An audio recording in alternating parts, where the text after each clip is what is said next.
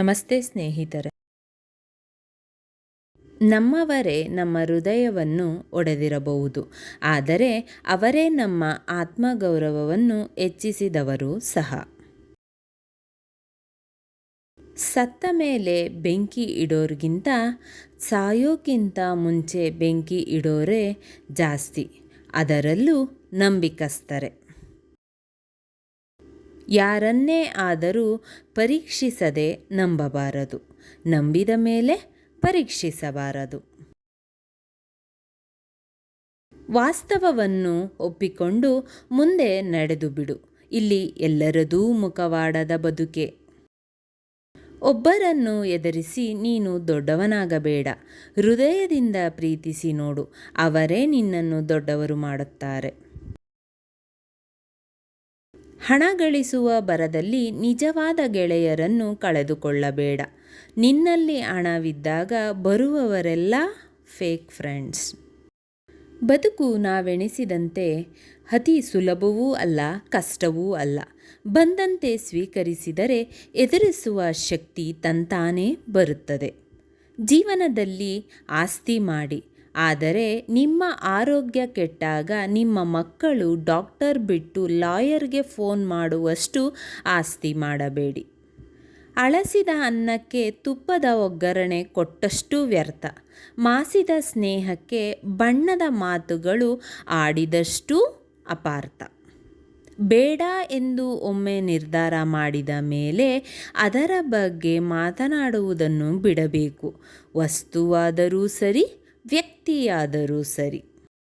ನಿನಗಾದ ನೋವನ್ನು ಮರೆತು ಬಿಡು, ಆದರೆ ನೋವಿನಿಂದ ಕಲಿತ ಪಾಠವನ್ನು ಎಂದಿಗೂ ಮರೆಯಬೇಡ.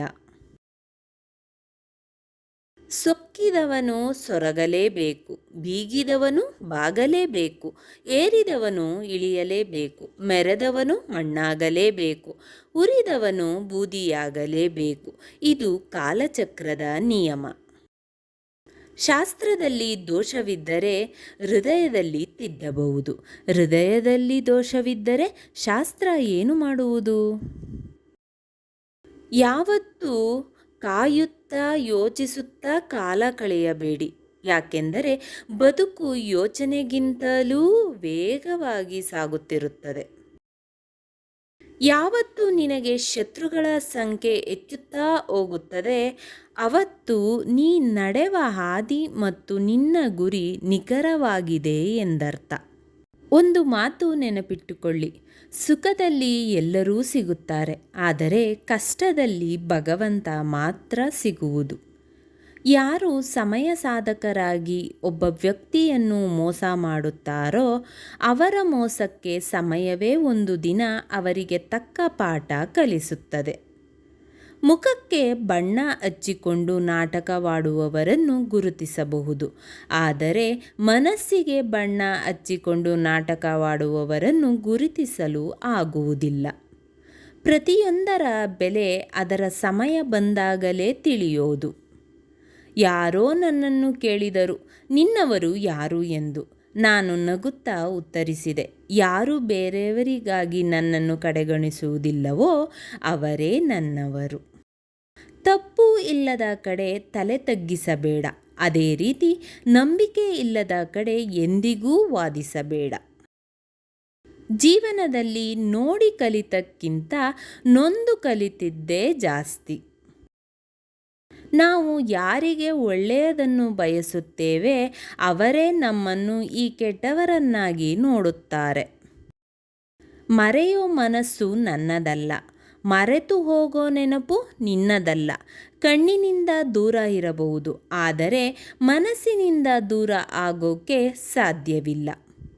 ದೇವರು ಯಾರನ್ನೂ ಸುಮ್ಮನೆ ಪರಿಚಯ ಮಾಡಿಸುವುದಿಲ್ಲ, ಅದರ ಹಿಂದೆ ಒಂದು ಉನ್ನತವಾದ ಕಾರಣ ಇಟ್ಟಿರುತ್ತಾರೆ. ನಮ್ಮವರ ಮನಸ್ಸಿಗೆ ನಾವೇ ಭಾರವಾಗಬಾರದು. ಅವಶ್ಯಕತೆ ಮುಗಿದ ಮೇಲೆ ಆತ್ಮವೇ ದೇಹನ ಬಿಟ್ಟು ಹೋಗುತ್ತದೆ, ಇನ್ನು ಮನುಷ್ಯರು ಯಾವ ಲೆಕ್ಕ? ವಾಸ್ತವವನ್ನು ಒಪ್ಪಿಕೊಂಡು ಮುಂದೆ ನಡೆದು ಬಿಡು. ಇಲ್ಲಿ ಎಲ್ಲರದೂ ಮುಖವಾಡದ ಬದುಕೆ. ಒಬ್ಬರ ತಾಳ್ಮೆಯನ್ನು ಅಸಹಾಯಕತೆ ಅಂದುಕೊಳ್ಳಬಾರದು. ತಾಳ್ಮೆಯ ಇಂದಿನ ತಯಾರಿ ಬಹಳ ಗಟ್ಟಿಯಾಗುತ್ತದೆ. ಸಂಬಂಧ ಯಾವುದೇ ಇರಲಿ, ಅಲ್ಲಿ ನಿಮಗೆ ಗೌರವ ಇಲ್ಲ ಅಂದ ಮೇಲೆ ಅಲ್ಲಿಂದ ದೂರ ಇರುವುದೇ ಉತ್ತಮ. ವ್ಯಕ್ತಿಯ ವ್ಯಕ್ತಿತ್ವ ಗಡಿಯಾರದಲ್ಲಿರುವ ಸಂಖ್ಯೆ ಆಗಬೇಕೇ ವಿನಃ ಕಾಲಕ್ಕೆ ತಕ್ಕಂತೆ ಬದಲಾಗುವ ಮುಳ್ಳಾಗಬಾರದು. ಬಯಸಿದ್ದು ಸಿಗಬೇಕಾದರೆ ಯೋಗವಿರಬೇಕು. ಸಿಕ್ಕಿದ್ದನ್ನು ಉಳಿಸಿಕೊಳ್ಳಲು ಯೋಗ್ಯತೆ ಇರಬೇಕು. ನಾವು ಎಲ್ಲರಿಗೂ ಒಳ್ಳೆಯವರಾಗಿರಬೇಕಿಲ್ಲ, ಆದರೆ ನಂಬಿದವರ ಪಾಲಿಗೆ ಅತ್ಯುತ್ತಮರೆನಿಸಿಕೊಳ್ಳಬೇಕು. ನಂಬಿಕೆ ಎನ್ನುವುದು ಮನಸ್ಸಿನಲ್ಲಿ ಹುಟ್ಟುವುದಾಗಿರಬೇಕು ಹೊರತು ಮೂರನೆಯವರ ಮಾತಿನಿಂದ ಬರುವುದಾಗಿರಬಾರದು. ಜೀವನ ಕಲಿಸಿದ ಪಾಠ ಇಷ್ಟೇ. ಕೆಲವರ ಗುಣ ಏನು ಅಂತ ಗೊತ್ತಾದಾಗ ನಮ್ಮಲ್ಲಿ ನಾವೇ ಬದಲಾವಣೆ ಮಾಡಿಕೊಂಡು ನಾವು ಖುಷಿಯಾಗಿರಬೇಕೇ ಹೊರತು ಅವರನ್ನು ಬದಲಾಯಿಸಲು ಹೋಗಬಾರದು. ಸುಮ್ಮನೆ ನಮ್ಮ ಸಮಯ ವ್ಯರ್ಥ. ಯಾರು ನಿನ್ನವರು, ಯಾವುದು ನಿನ್ನದು ಎಂಬುದು ಅರ್ಥವಾಗುವುದು ಸಮಯ ಬಂದಾಗ ಮಾತ್ರ. ಯಾರು ಯಾರನ್ನೂ ಉದ್ಧಾರ ಮಾಡೋಕ್ಕೆ ಆಗಲ್ಲ, ಯಾರು ಯಾರನ್ನೂ ಹಾಳು ಮಾಡೋಕ್ಕೂ ಆಗಲ್ಲ. ಅವರವರ ಯೋಚನೆಯೇ ಅವರ ಉದ್ಧಾರಕ್ಕೆ ಹಾಗೂ ಅವರ ಹಾಳಾಗುವುದಕ್ಕೆ ಮೂಲ ಕಾರಣವಾಗುತ್ತದೆ. ನಮ್ಮವರೇ ನಮ್ಮ ಹೃದಯವನ್ನು ಒಡೆದಿರಬಹುದು, ಆದರೆ ಅವರೇ ನಮ್ಮ ಆತ್ಮಗೌರವವನ್ನು ಹೆಚ್ಚಿಸಿದವರೂ ಸಹ. ಕೆಲವರ ಗುಣ ಏನು ಅಂತ ಗೊತ್ತಾದಾಗ ನಮ್ಮಲ್ಲಿ ನಾವೇ ಬದಲಾವಣೆ ಮಾಡಿಕೊಳ್ಳಬೇಕು. ನಾವು ಖುಷಿಯಾಗಿ ಇರಬೇಕೇ ಹೊರತು ಅವರನ್ನು ಬದಲಾಯಿಸಲು ಹೋಗಬಾರದು. ಸುಮ್ಮನೆ ನಮ್ಮ ಸಮಯವೇ ವ್ಯರ್ಥವಾಗುತ್ತದೆ. ಇದೇ ನಮಗೆ ಜೀವನ ಕಲಿಸುವ ಬಹಳ ಮುಖ್ಯವಾದ ಪಾಠ. ಅರ್ಜುನ ಕೇಳುತ್ತಾನೆ, ಎಲ್ಲವೂ ಹಣೆ ಬರಹದಲ್ಲಿ ಬರೆದಿದ್ದಾರೆ ಅಂದ ಮೇಲೆ ಪ್ರಯತ್ನಪಟ್ಟು ಫಲವೇನು ಎಂದು.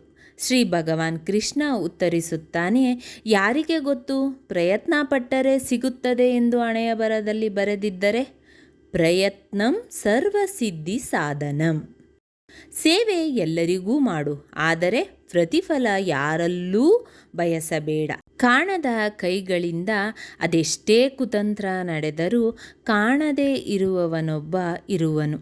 ಅವರವರ ಕರ್ಮದ ಫಲವನ್ನು ಅವರೇ ಅನುಭವಿಸುವಂತೆ ಮಾಡುವನು. ಹಿಡಿದ ಕೈಯನ್ನು ಮನುಷ್ಯ ಬಿಡಬಹುದು, ಆದರೆ ದೈವ ಎಂದಿಗೂ ಬಿಡುವುದಿಲ್ಲ. ಮೌನವಾಗಿದ್ದೇನೆ ಅಂದರೆ ತಪ್ಪು ಮಾಡಿದ್ದೇನೆ ಎಂದಲ್ಲ. ಎದುರಿಗೆ ಇರುವವರ ಮುಖವಾಡದ ಬಣ್ಣ ನೋಡಿ ಬೇಸತ್ತಿರುವೆನು ಅಷ್ಟೆ. ಸ್ನೇಹಿತರೆ, ಈ ವಿಡಿಯೋ ಇಷ್ಟವಾದಲ್ಲಿ ಲೈಕ್, ಶೇರ್ ಅಂಡ್ ಕಾಮೆಂಟ್ ಮಾಡಿ. ಮುಂದಿನ ವಿಡಿಯೋಸ್ಗಳಿಗಾಗಿ ಚಾನಲ್ ಅನ್ನು ಸಬ್ಸ್ಕ್ರೈಬ್ ಮಾಡಿ. ಧನ್ಯವಾದಗಳು.